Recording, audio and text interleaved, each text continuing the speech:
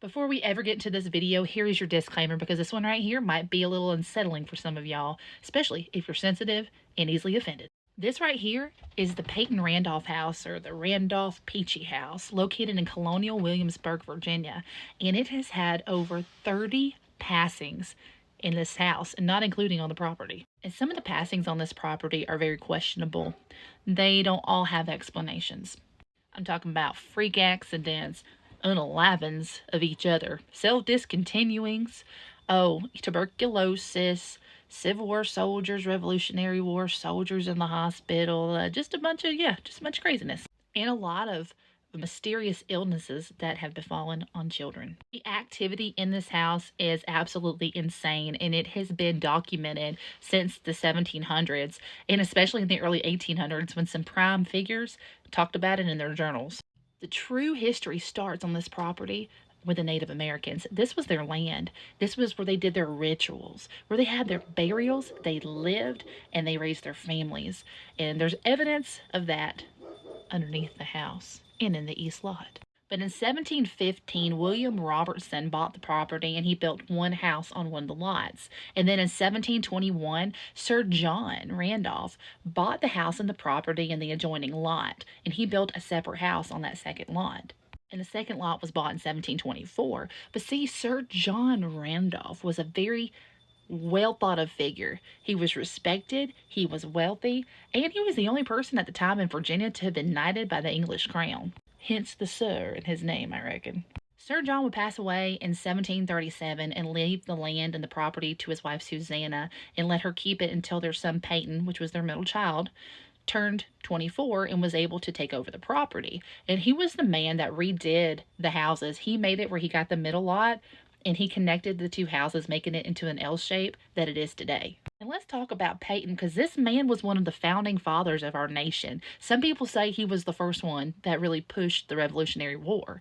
He was the president of the First and Second Continental Congress. He was related to Thomas Jefferson, who was often frequented here, and they had their meetings at this place too to get the Revolutionary War just to roll.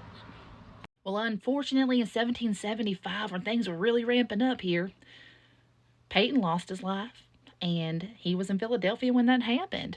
Well, they stuffed him in a barrel, pickled him, and sent him back to Williamsburg, where he was put in the crypt of the William and Mary Wren's Chapel, and he is still there to this day. And then the house would change hands to his wife, Elizabeth, aka Betty Randolph, and she apparently, maybe, allegedly had a bad reputation for treating enslaved people wrong.